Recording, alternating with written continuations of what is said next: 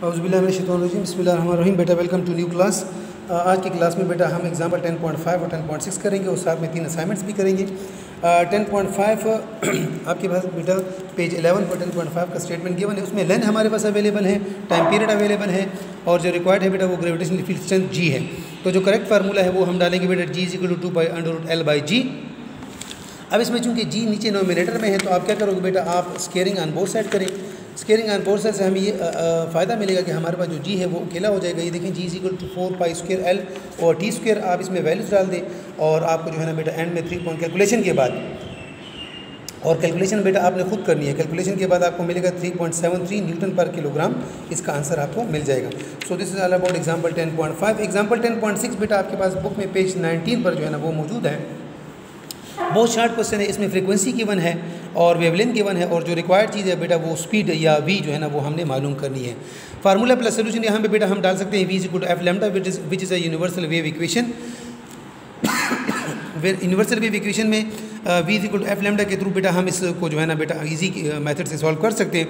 अच्छा, values put करें, F की वैल्यू पुट करें, डेल्टा की वैल्यू पुट करें, लैम्डा की वैल्यू पुट करें। कैलकुलेशन के बाद आपको मिलेगा 0.962 मीटर पर second which is a unit for speed of sound. अच्छा, ये तो था बेटा असाइनमेंट्स, जो एग्जाम्पल्स हमारे ख़त्म हो गए। अब इसी तरीके से हमारे पास बुक में जो है ना 6 असाइनमेंट्स भी है।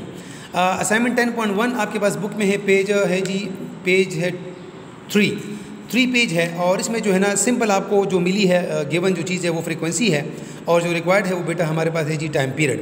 टाइम पीरियड और फ्रीक्वेंसी का जो रिलेशन है वो T equal to 1/f। Simple formula, just put values of f in the above formula and get what T is equal to 2 second. 2 second हमारे पास टाइम पीरियड आ जाएगा अगर तो फ्रीक्वेंसी 0.5 हर्ट्ज़ मौजूद हो। ठीक है बेटा। इसी तरीके से हमारे पास जो असाइनमेंट 10.2 है उसमें अच्छा ये बुक में आपके पास पेज 6 पे मौजूद है। उसकी स्टेटमेंट में बेटा आपके पास जो डिस्प्लेसमेंट है वो गिवन है और जो स्प्रिंग कांस्टेंट है, यानी मास अटैच टू स्प्रिंग का क्वेश्चन है इसमें, और 30 न्यूटन पर मीटर 30.0 न्यूटन पर मीटर उसकी स्प्रिंग कांस्टेंट है।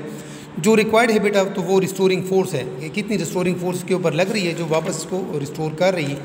अच्छा, फार्मूला प्लस सोल्यूशन आप जो है ना इसमें डालोगे जी, कौन सा फार्मूला डालोगे जी, F restore is equal to -kx। Again I repeat, negative sign is just that the direction of the restoring force towards the mean और equilibrium position. So putting value of k and x in this formula हमारे पास आ जाएगा calculation के बाद 45 Newton और जो है ना ये इसका रिजल्ट है। अब आखिरी जो हमारे पास इस सेशन का जो असाइनमेंट है दैट इज 10.3, ये बुक में पेज 8 पर जो है ना बेटा ये मौजूद है। इस क्वेश्चन में जो चीज़ें गिवन है वो है जी मास, स्प्रिंग सिस्टम का जो मास है, मतलब स्प्रिंग के साथ जो मास अटैच है वो 0.2 किलोग्राम है और जो स्प्रिंग कांस्टेंट है वो 4 न्यूटन पर मीटर है। बाकी जो चीज़ हमने बेटा फाइंड करनी है वो टाइम पीरियड है टी। अब जो फार्मूला है T is equal to m/k ये हम डालेंगे। ये बिल्कुल फिट है ये फार्मूला है। इसी में आप वैल्यूज़ डाल दें, पाई की वैल्यू 3.14, मास की वैल्यू डालें, के की वैल्यू डालें और जो है ना कैलकुलेशन के बाद, लेकिन आपने कैलकुलेटर यूज़ करके कैलकुलेशन करना है। 1.4 सेकेंड आपको मिल जाएगा। ठीक है बेटा। So this is all about example assignment 10.3 and this is the end of today's lecture. Until the next lecture, अल्लाह हाफिज़।